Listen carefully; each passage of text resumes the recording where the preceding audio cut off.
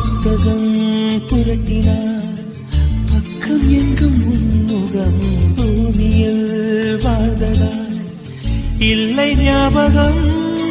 கோவிலின் வாசலில் உன் செருப்பை தேடுவேன் கண்டதும் நொடியிலே பக்தனாகுவே ஓஹோ காதலி என் நடுவில் கைக்குட்டை எடுப்பது போ சாலை ஓரமா நீ நடப்பதை குனிந்து நான் ரசித்திடுவேன் உன்னோடு